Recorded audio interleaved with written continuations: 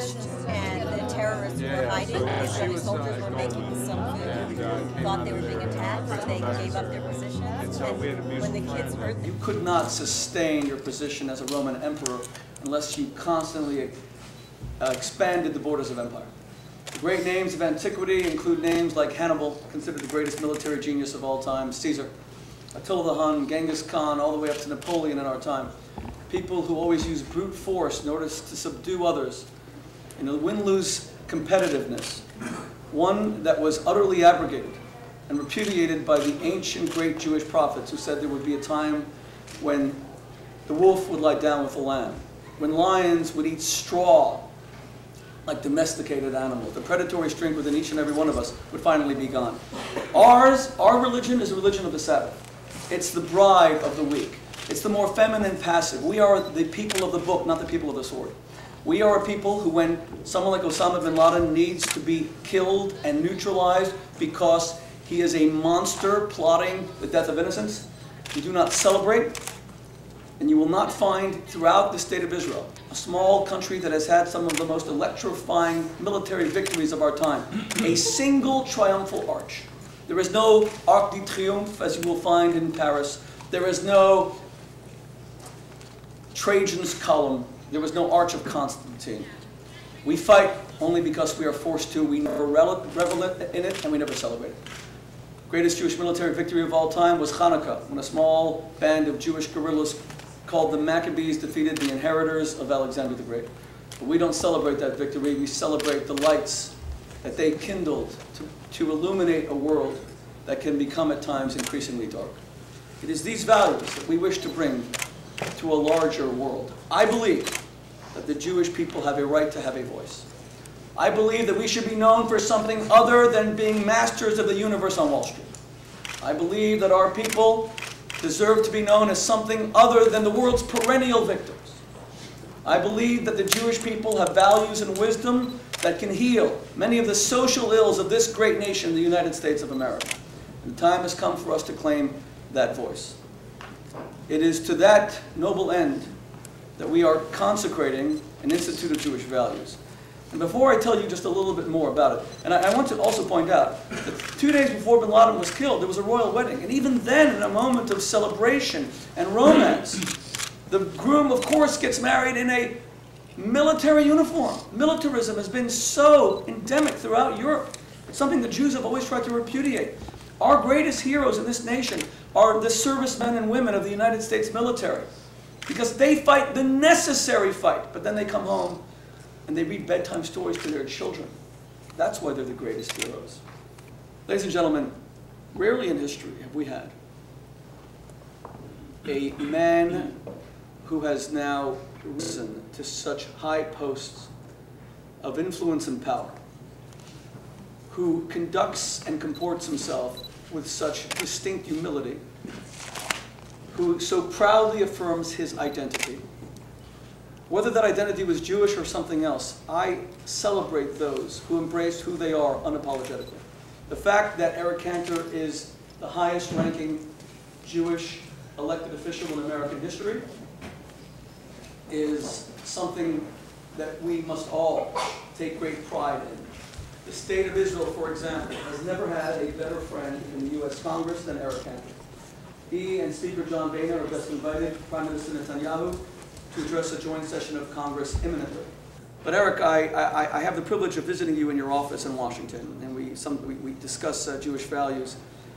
The warmth with which you receive me and all of your guests, the self-effacing posture which you always adopt, is truly inspirational. I have rarely met a man like you, and the Talmud famously says that words that emanate from the heart penetrate the heart, that you cannot fake sincerity. The entire world Jewish community is so proud of your achievements. The American people are proud of your achievements. This is the greatest nation on earth, and you are now one of its most important leaders. You are ensuring that this country is sound fiscally. You are ensuring that this country can meet all of its obligations by acting responsibly.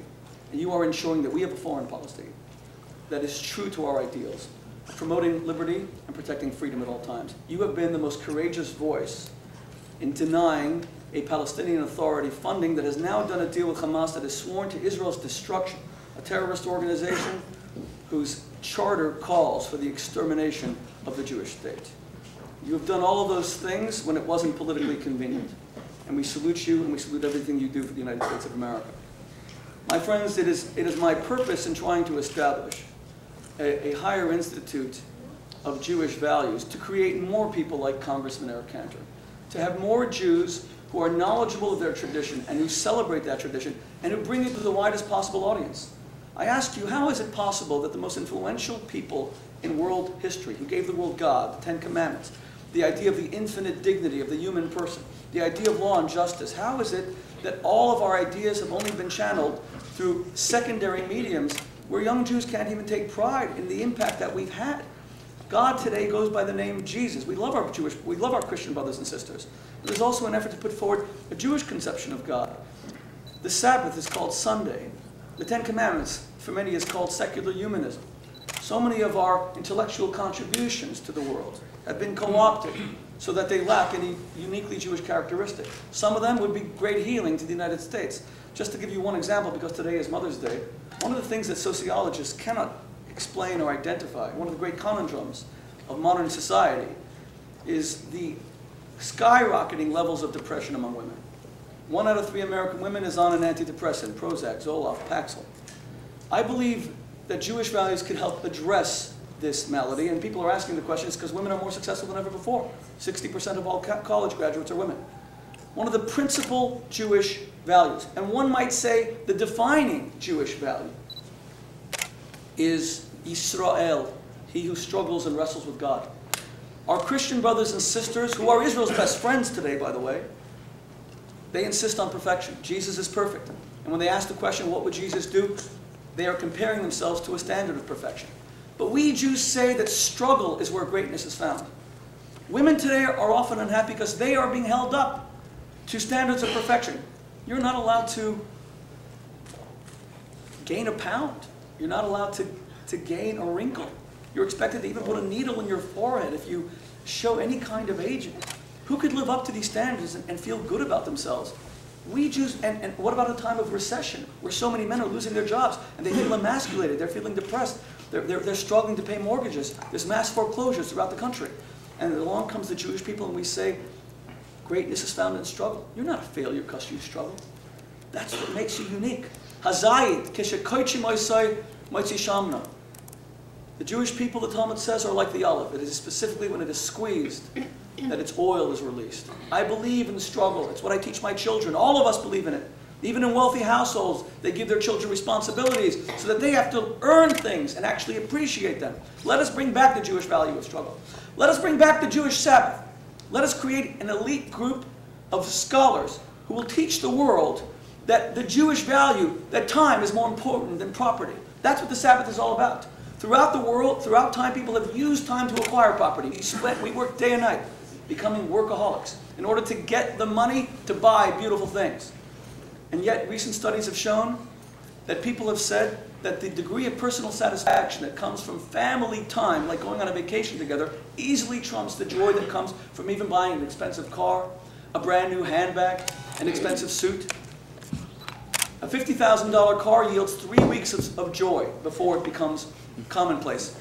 But Shabbos is a weekly treasure that can last you a lifetime.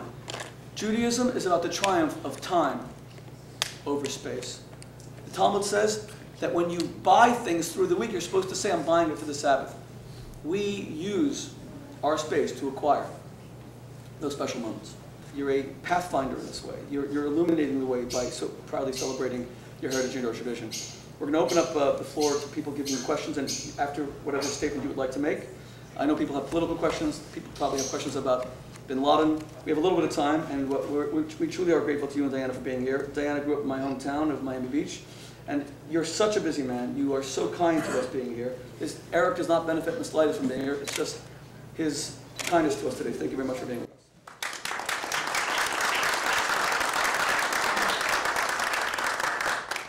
Thank you, Rabbi. Jimmy, Lisa, thank you very much also for opening up your home. And Rabbi, and to all, Very humbled by being here. Diane and I are really, it's our pleasure. It is a huge benefit just to hear your words. I think apropos that Diana and I left our middle child off at Kennedy Airport this morning to go to Birthright. And I think that speaks to what the National Institute for Jewish Values really is about. Because what is it that makes us as the Jewish people so special and unique? It is our values. You know, I'm reminded of the story that Prime Minister Netanyahu wrote about in his latest book, and that is a story that took place the first time he was Prime Minister of Israel. And it was then he was on a trip to a state visit in China. And he was given the royal treatment, if you will, and was at a state dinner there. And the story goes that the premier was a real student of history and was engaging the Prime Minister in a discussion about all things history, and turned and asked Bibi to try and settle something in his mind, and that is, how is it that the Jewish people could have the accomplishments that they have? How is it that they could be such a tremendous success throughout the course of history, given what we've been through over the thousands of years? He said, think about it. What are the largest and oldest people in the world? It's 1 billion Chinese and 1 billion Hindus. But if you're thinking about their impact, it is both. They're both extraordinary. But then you look at the Jewish people, and there's 13 million Jewish people today. And how is it that the accomplishments can so far outstrip the sheer numbers of Jewish people? And again, I look to Rabbi Shmuley, and I look to what you're doing in the creation of this institute, and I think that says so much about why it is that the Jewish people have such a track record of success. And I would say to you, if we're supposed to be like olives, if we're better when we're squeezed, we've certainly found the right moment in history. Because there are so many challenges out there, not only for us as the Jewish people, but for us as Americans. And I'm reminded every day of really the similarities or the analogies of being a Jew and being an American. Because as Jews, I've been taught since I was in law school by Rabbi Gurkoff, and then from you and many others, that as Jews we are commanded, we are given the mitzvot to fulfill. And ours is not a religion of passivity. That we are about taking life on and the challenges every day according to the roadmap given to us. And in so many ways, our responsibility, in fact our privilege as Americans, is just that. Democracy is not a spectator sport.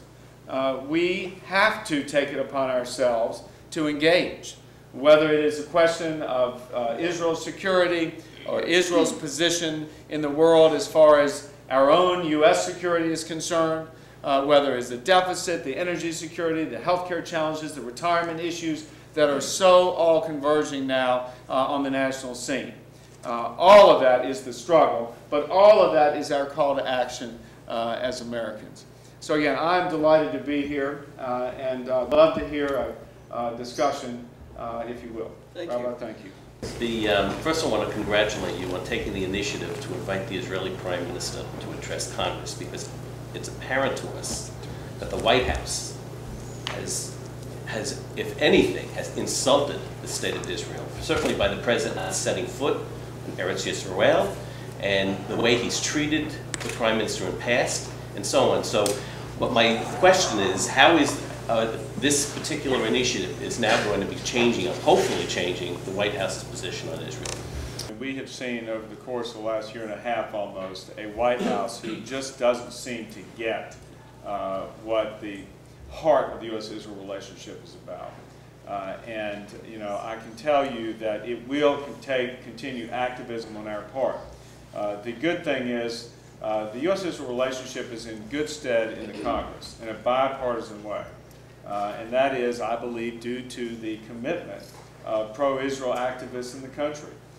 Because every day, somewhere in some congressional district, in some state, folks are out there making the case that the U.S. security goes hand in hand with Israel's security.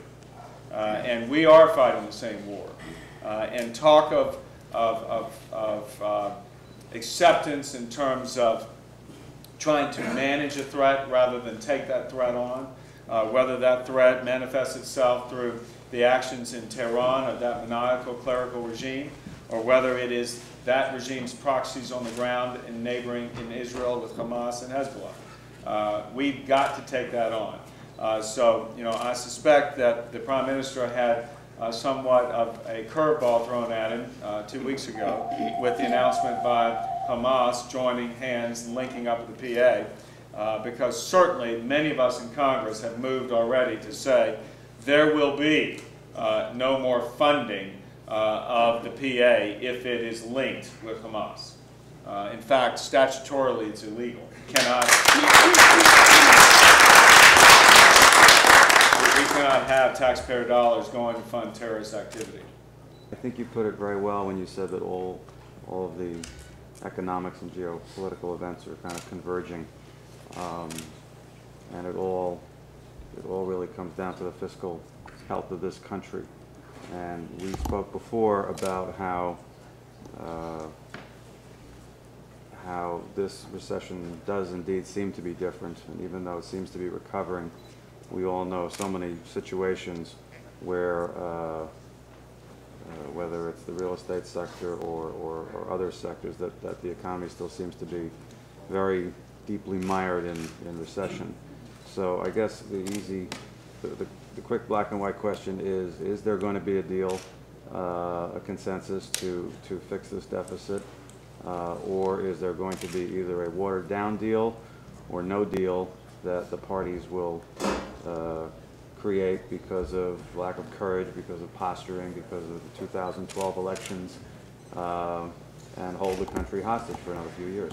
Jimmy, I wish I had an easy answer to that. That was a tough one. I will say that there has to be some movement in the next couple months. As you know, we are facing a vote on whether to lift the nation's debt ceiling. And that, to me, has and serves as somewhat of a leverage moment to bring together folks who may not otherwise want to do the tough things. And when the Republicans gained majority in January, we decided that there's no more kick in the can. And what we did in putting out our plan as to how to resolve the fiscal issues of this country was in defiance of all the political pundits. You know, and we just took the attitude, if you look at the numbers, they're unsustainable. This country is on a path of a fiscal train wreck. You have the situation where we're already borrowing 40 cents of every dollar we're spending. And we also know that the true drivers of the real fiscal imbalance off into the next 5, 10, 20 years has to do with the entitlement programs, specifically health care. And promises made to the citizens of this country decades and decades ago that are now coming to roost. And if you just think about it this way, if you take the current amount of revenue gained from Medicare premiums and taxes, a little over 50% of Medicare is taken care of. That's it. And so we've got to do something to fix that. And if we don't do something to fix it, I believe we will lose the confidence not only of our people in this country, but of the global investing community. And that could spell untold challenges and, frankly, disaster, I think, for us as Americans. And if you sort of connect all that back in with why it's so important from an international standpoint, the only reason that we've been able to project our values, project this country's values on the world scene is we've had the economic ability and might to do so. That's what's at stake here. And when you listen to the arguments and the positions taken by both sides, it really comes down to the question of who we want to be as a country. Yes, who we want to be as an international leader, but really much more here at home, who is America? Is it a country with a government that's going to be much more in control of people's lives, or are we going to be that country that so many of our ancestors came to begin with, a place where you could have it all, be it all, where the impossible dreams became possible? And we've done that because we've had a land based on opportunity, not a government that was going to take care of everyone, but a government that would be there with a safety net to take care of those who need it. And that's underneath, I think, what the whole debate is about. Whether we'll have a joint meeting of the minds and demonstration of the courage to resolve that in the next 2 months, I'm an optimistic guy, so I hope so. I don't have a question, but I'd like to tell you a short story. Just this past Friday, very current, somebody in my staff received a call from an acquaintance of his, and he invited him out to dinner. It's a Friday night in a New York restaurant. And my man told him that it's Shabbos, it's the Jewish Sabbath, and you can't ride, and you can't partake in anything of that nature. And it's impossible, unfortunately, impossible to make the appointment. And this gentleman said to my staff person, I mean, when the Jewish Sabbath comes, you put away your BlackBerry and your iPod and all communication and your business, everything just becomes like in a different world. Just exactly. He said, well, where are you having dinner tonight? And my staff said he's having dinner in Crown Heights. And, actually, my son's home. He's sitting with me, my young son, Shmuley. And he says, can I come to see what Shabbos is in a Jewish home? And he says, by all means. And without even arranging it with my son, he invited him to come. And the meal started at about 8:45 after Kabbalah Shabbat. And I was there. I came after my meal in my home, my own home. And we sat till about 1:30, 1:45 in the morning. Now, this young man is a Catholic. Polish parents, never witnessed the Jewish Sabbath, never had the opportunity to do it. And he was taken by a number of things. Talk about Jewish values. He was taken about the fact that 6 young children sitting around the table, candles burning, the decorum, the singing, and 6 little kids running around the house, totally enamored with what he saw. He's not married. He happens to be a growing giant from Silicon Valley.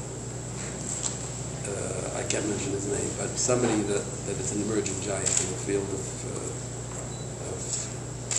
I don't even know what you call it. Social networking. The development of technology, as they say. You'll hear about him someday. And what we found fascinating was the fact that he never heard about the Jewish Sabbath, strangely enough. And he was so taken by the questions that he asked and his nodding in agreement with many of the things we discussed, not only about the Shabbos, but about Jewish values and family values. Was something that, we decided that this man's going to become a convert eventually. He was so taken by it. And when we look at it from a distant perspective, we forget that the Jewish values is probably one of the world's best kept secrets. There is so much there, not only in the family, but the family life that is rooted in religious beliefs, in Torah and mitzvot, that we must ultimately bring this to the fore, make it manifest, make it knowledgeable, make it enjoyable by the world at large. And they keep it in their own way. And raise their children with the same love and affection, with the concentration on their education. We just read yesterday in the Torah the portion of Emor. The first sentence says, Emor ba'amarto. It says it twice. God tells Moses to tell his shluchim, his kohen, who are shluchim, the Jewish people, that the older people should be involved in educating the children. That's our future. That is our present. That is our future. And this became manifest with this just unexpected visit of a Catholic, very wealthy person who just came and was taken. He was blown away by Jewish values. You're one of your strongest bases of support are evangelical Christians. You're a congressman from Virginia. Do they respect you because of your commitment to tradition? Absolutely, because I think that really in times of difficulty that our nation's having right now, people really appreciate someone who takes a stand, someone who has a set of beliefs, and then they too can sort of react to that, respond, and know where they stand. And it's really that clarity, I think, that what people in this country need right now, and really are respecting more. I know we stand in a state with a governor who's really stepped up in a very bold way to take some very tough positions. But again, it's somewhat of the straight talk that this country is in desperate need of. My concern is on the college campuses. We don't have the influence that we need to get that message across, to counteract some of the messages that these kids are hearing that really put them in a position where they're at their most impressionable ages of coming out of college and having views that could really be contrary to some of the things that we think are most important to Israel and to the Jewish people. And to the extent that Shmuley is establishing this institute for Jewish values, what are the things that we can be doing to get this young generation of future leaders to understand these issues? Well, I'm looking for Sarah around here. She's still here, but this morning being the morning of birthright for our family, to take our daughter. She is a freshman at the University of Michigan, just finished her freshman year, has involved herself in what's called Wolfpack out there, which is a pro-Israel student activist group. But really, her commitment is to pro-Israel activism on campus. And we can't do this without the kids' help. We can't go in there, allocate resources, and decide we're just going to make a difference on the campuses.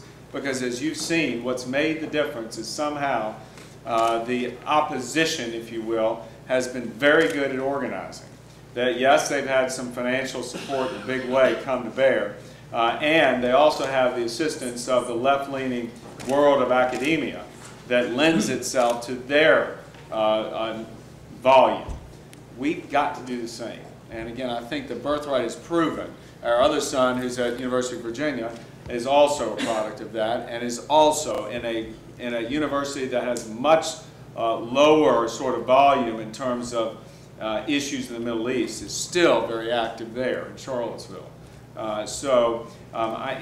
These are the kinds of things we can do. I mean, the Institute for Jewish Values, it really is about trying to bring what we've known all along as to not only the benefit but the promise of the tradition of our faith into a much larger realm so that we can participate in this. I mean, that's what it's really about. Eric, can I ask a question about the Republican presidential field? It's being much commented on that there has yet to emerge a compelling candidate. President Obama's approval rating is at 56%, having risen 11 points, I think 57%, since the killing of bin Laden. Do you see a candidate emerging? Will the field go stronger, or is it just a case of, as in 2008, a candidate may emerge who will begin to build public support? And is this something that you would have any interest in? I would say in front of my wife, no. But I will say that what is happening, as far as I can see, is the issue set. The debate about 2012 is really coming into focus. And it goes back to, Jimmy, your question about how we're going to resolve these things. How we're going to resolve these things have a lot to do with what this country believes is our role, is who we are as a nation. And so I do see some clarity coming to the fore at this point. We're still a ways away from November of 2012. I do think also our candidates are going to have to step up and become and join that clarity in terms of the discussion. So I'm going to skirt the question of who, but really say it's about the issue set here. It's about how we're going to navigate these challenges. Can you comment at all on the killing of bin Laden, given that it's the national dialogue at present? Yeah, listen, I think that what what I've said is that, you know, this was a long time in coming. You know, Diana and I were in Los Angeles when we got the news. They announced on the news that you were told about a half an hour before the president spoke, an hour before the president spoke. And we were with some folks, and when the discussion turned to everything that was on the television, you know, I tried to gauge reaction. And how many in here were overwhelmed with joy at that? I mean, that's the same way I was. I mean, you can't be overwhelmed with joy. I mean, as you've written, that's not who we are as a people, right? We need to be for what's right and wrong, but we don't overwhelm ourselves with celebration, which is why, you know, when you saw a lot of the sort of ramped up activity, you sort of questioned what was going on. But nonetheless, this was a very important event. I mean, this was the personification of evil in America's psyche for the last 10 years. So yes, but I also think it talks about the difficulties and how the struggle is there. It took a lot longer than we had hoped to get him. There was a lot more tragedy that was endured because of him and even in waiting to get him. So I just think that I take from that lesson. It is going to be a struggle. All of these things don't happen overnight. We can do and take positions and do the right thing. It'll get us there. But I think also we need to know it's not easy. What can Congress do to make education more successful in this country? Well, I'm going to borrow a line from the mayor of Newark, who Rabbi's good friend, who I shared some time with at an event in Georgia not too long ago. And he said, you know what, when it comes to education, I'll take charter schools, private schools, parochial schools, home schools, whatever it takes to rescue these kids who are trapped into the failing schools in the urban centers in our country, as well as many of the rural areas. We've got to be innovative. We've got to be thinking outside the box as a country. Unfortunately, what's gotten in the way a lot is the established unions that are so active in so many states. And we have got to stop comparing ourselves to the states that are best in this country and start looking globally, because our kids are failing as far as the tests and results compared to some of the other countries. You look at the amount of discretionary income that parents spend on education in places like China, Singapore, and others, versus the amount of discretionary income people spend here. We spend our discretionary income on consumer goods. You know, it goes back to the values. You know, we've got, this is right in the lane of what I believe that the National Institute is going to be about. You know, the Jewish people have always been about education. You know, we're talking about your newest, the Steinhardt Initiative, or the Foundation, about a Hebrew language charter school. And I don't know if I'm, let you speak, it's for everyone, because people believe that the Jewish people get education, that they do it right. So a lot of work to be done there. And what we can do at the federal level is try and make these kinds of things more reachable, because a lot of states, they are not, because of the laws that they've got in place and restrictions, however so, in their statute. What would you attribute your meteoric ascent and the significant influence that you have, to what ingredient would you attribute it to? It's really hard to answer that. You know, Hashem. You have to. I mean, you got to go there. What I would say, a little bit of faith, a little bit of luck. You know, but I go look at it more of how do you get through these challenges, and I try and focus on, you know, sort of this clarity of where to stand on an issue and go about executing on that and rising to the challenge every day. Could not about the mother here, the most important mother to my kids, their only mother. So thank you for allowing that to happen. We'd like everyone to support the Institute, but also to support Congressman Cantor.